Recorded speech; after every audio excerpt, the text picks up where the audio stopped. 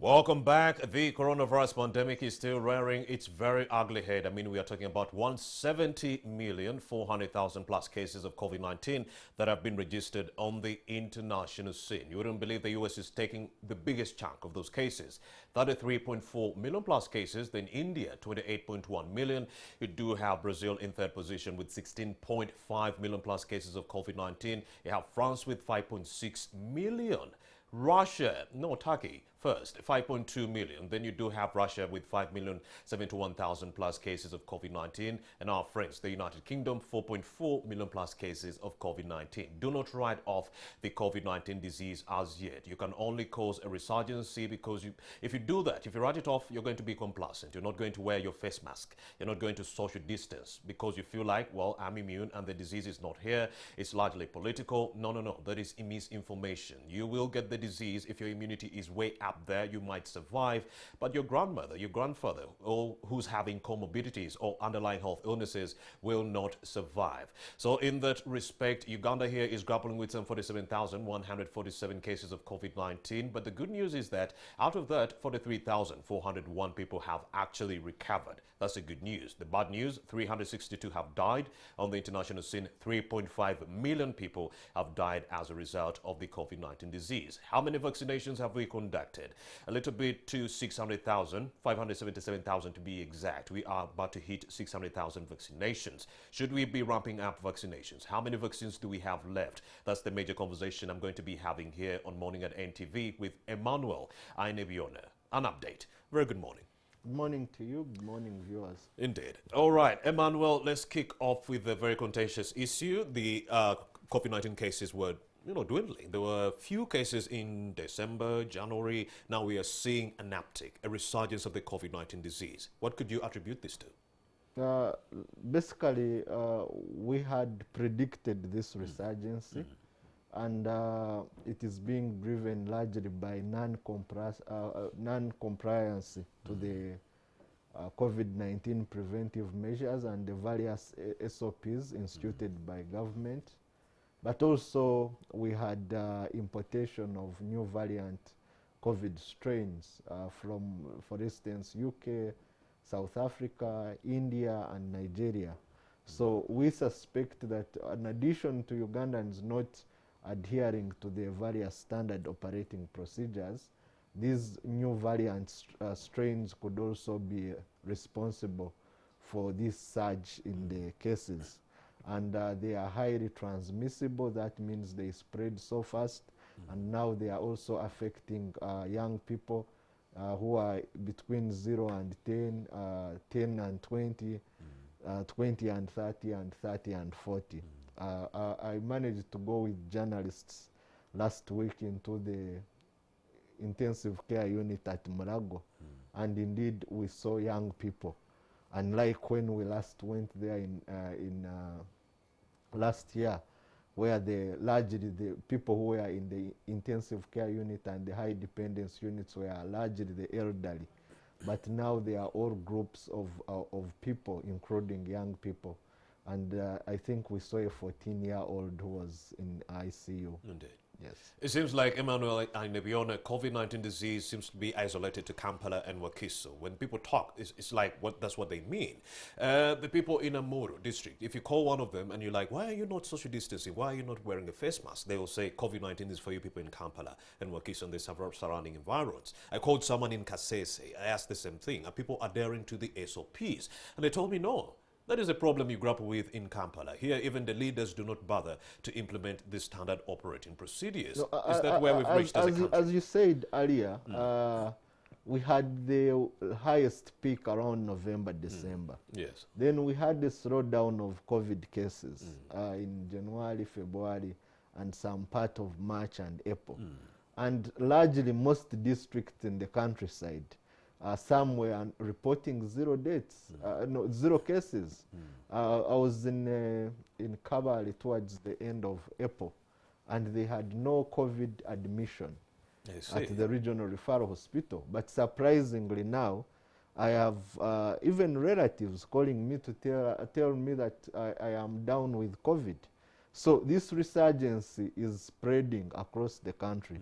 much as the current epidemiological trends tend to suggest that the intensity of the transmission is largely in Kampala, Wakiso, but even districts like Guru, Moyo, Oyam, Arua have had a number of clusters, and that means really there is already widespread community infection. So we are likely to see the numbers in the coming weeks.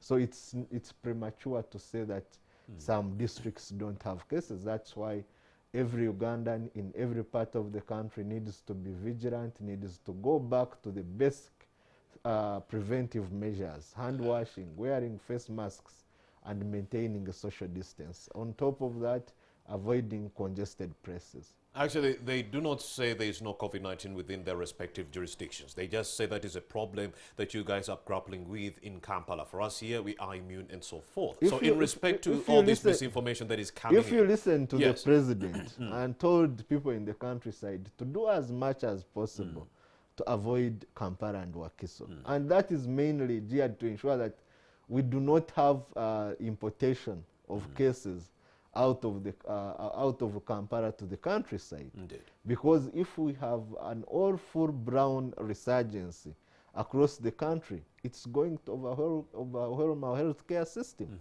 That's why everyone needs to do whatever is possible within their means to protect themselves such that we protect the healthcare system. You saw what was happening in India, to an extent that cremation, they lacked where to cremate, they lacked the firewood to cremate. So we don't want to be in such a situation. So we need to do what we can as Ugandans to avoid such a situation. Have you instituted a team of non-scientists vis-a-vis the private sector to help you disseminate information on this disease, awareness creation to help people actually adhere to the SOPs and even embrace these vaccinations? Yes, is there indeed. A campaign yes, of indeed. sort? There is a campaign, and we are involving all key opinion leaders, religious leaders. But I haven't seen my name. The cultural leaders. What you're doing right now as a journalist, you're doing your national duty. Indeed. To educate people about COVID-19, the vaccination, and this is happening. And we have intensified this communication even on social media to ensure that we reach each and every person. But also people need to really know that there is that individual responsibility, because you make a decision to enter that taxi that is full with people with no masks. You make that decision to enter the closed bars. Indeed. So it is largely also dependent on individual responsibility.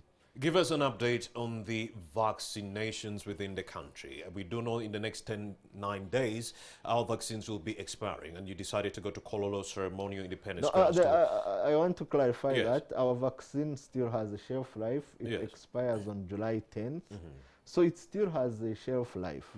And we have done over 600,000 vaccination. Nice. We have a number of people, almost 10,000 who are taking their second jab. Just yesterday at the exercise camp that started at Kororo Ceremonial Grounds, on the day one we had over 3,000 people getting their first dose.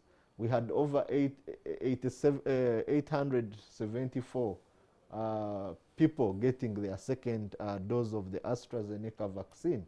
So we anticipate in the few days we will have finished the 964,000 doses we obtained from the COVAX facility, because we got 864,000 from the COVAX facility, and we got an additional 100,000 from the Indian government. The Serum Institute. So in a few days, with the numbers, the people that are streaming in Kororo, we will hope to have depleted these doses, and we anticipate to get other doses. There was a vaccination point at the Ministry of Health.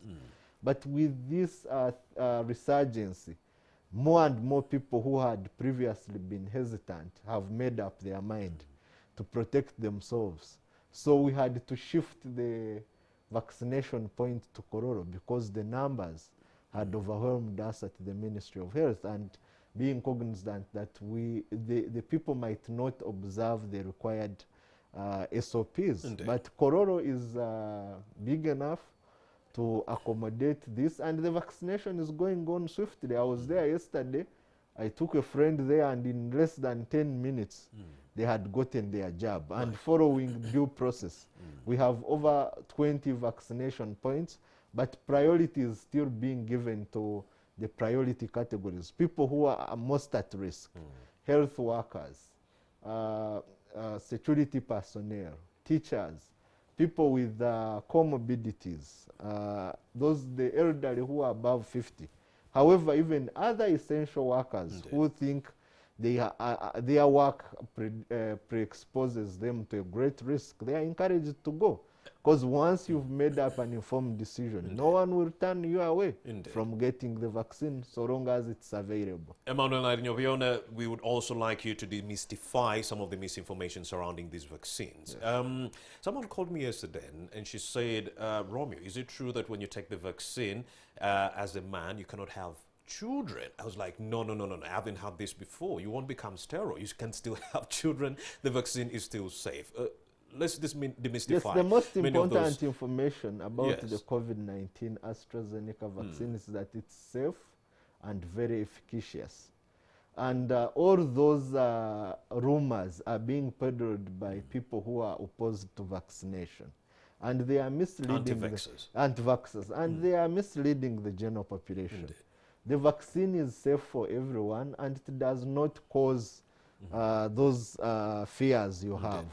And I know we shall be here 10 years later and we'll be able to have children. Indeed. Personally, I've taken 2 doses and I'm still having children. Indeed. So no worries. If you have not taken your vaccine, Romeo, get out and get your vaccine at Kororo. I wish to see you. I've not seen a picture of you taking a vaccine. My name was already taken, so I'm just waiting to be called upon. And I think you need to go and take your vaccine. Indeed, I should. I should be taking that. But are there enough vaccines for everyone in this country? There is global scarcity of the vaccines. And as you're aware, we were able to get the 864,000 through the COVAX facility. Indeed. Government also put in an order to procure about 18 million doses. But with the situation in India where they were experiencing a resurgence, there was intended focus to first attend to their domestic challenge. It was tough in this country. The crisis. You had relatives taking care of the patients. So largely, there is a global scarcity of vaccines. So we hope the manufacturers will boost up their capacity, their manufacturing capacity, but we are also, as Uganda, looking at alternative sources. The Johnson & Johnson vaccine, we are looking at the Sinovac, the one from China. So we hope that by the time we require the additional doses, we'll be able to get some vaccines. We're also engaging the COVAX facility to see how best we can have continuous vaccination exercise. Of course, I was looking on the international scene, and we've conducted, out of the 7.6 billion people who roam this earth, we've conducted some 1,903,000,000 vaccinations. That's around 5% of the whole global population have received at least 2 of those shots, and 10.69% of the whole global population have received at least 1 of those shots. So we need to ramp up these vaccinations so that we can assume herd immunity. What's the plan for government to ramp up these vaccinations across the country? Yes, as you've seen, we are now moving into campaign mode, like what we are doing at Kororo. So what is going to let us down is the availability of vaccines. But where we are now, the uptake has improved greatly. It is unlike when we had started. So we hope when we get additional vaccines, we shall have several mass vaccination points across the country. And we will continuously create public awareness about the advantages of taking the COVID-19 vaccine. But most important is that we need to go back to the basic COVID-19 preventive measures if we are to interrupt and stop this current resurgence. The curve is climbing at a very steep rate. So we need to bring down the curve, as we used to say last year. Indeed. 3.5 million people have succumbed. How many have died in Uganda? 362 have succumbed to COVID-19. So there you have it. Those are the details and update as far as the coronavirus pandemic is concerned. 47,147 cases have been registered. 362 people have died. 43,401 have recovered. That's what we do know. And there's a test positivity rate of 12.1%. Stephen Mbide, yes. Stephen Mbide shall be joining us later on to give us the traffic update in that regard. But then we were still talking about the COVID-19 disease and what ought to be done. I was saying 1,903,000,000 vaccines have been administered and the whole global population of 7.6 billion people. Yes. How many have fully received their vaccines? 5%. How many have received at least one dose? 10%. So we need to ramp up these vaccinations at least to 4 billion to ensure herd immunity. When there is herd immunity, even though there is a sick person within your midst, that person cannot affect people who have already been vaccinated and have had immunity in that regard. Well, we shall be talking to Stephen Mbide on the traffic update on how best you can be navigating those roads this beautiful morning. Before I let you go, Mr. Ainebione, your last parting shots to the viewer who is watching Morning at NTV. Yes, my last parting shot is to appeal to everyone watching us to know that the hospitals currently, for instance, we have about 500 people who are receiving care. Indeed. We have a number who are under home-based isolation. The most important thing is that when you develop flu-like symptoms, sore throat, shortness in breath, difficulty in breathing, you need to reach out to the nearest health facility and you get tested. Once you get tested, and you're positive, you'll be linked to the healthcare system to ensure that you get the attention you deserve. So let's, as much as possible, follow the SOPs instituted across all sectors. Most importantly, let's wear our face masks properly. Let's hand wash always and also keep a social distance. Once we do that, we'll be able to change the current situation and we lower the curve of COVID. Emmanuel Ainebione, as we undertake these vaccinations, is there also a plan to continue testing for COVID-19 to ascertain the real number of people who are grappling with this disease in this country? Or are we focusing on the vaccinations for now? I want to assure you that testing is ongoing, and most people who are now turning at our testing facilities are coming as alerts or people who have developed signs and symptoms, and those ones who are contacts to those ones who have tested positive. And also people who are traveling in and out of the country. So testing is ongoing, and the reason why previously there were no numbers tested, people were not showing up for testing, meaning they had no signs and symptoms. But the current rate, many people are calling out where they can go to test, and testing for people who are symptomatic is free of charge. Amazing. At all government testing facilities. So when you develop flu-like symptoms, the first thing you need to do is to approach a health facility and get tested. Emmanuel Ainebione, you couldn't have kept this conversation in a better way. Thank you very much for having made the time to speak to us on Morning at NTV. Misinformation on COVID-19 is rife, and having individuals like yourself coming to demystify such issues is really great. Thank you. Thank you for having me. Indeed. And you're still watching the #1 breakfast show in the country, Morning at NTV. We shall take a break, but I could already see Rachel Ampaire in the break glass window of my studio, ready to jump onto this set to talk about the conversation that keeps making a return into the public arena, and that is how technology can help us improve access to justice. We'll be right back.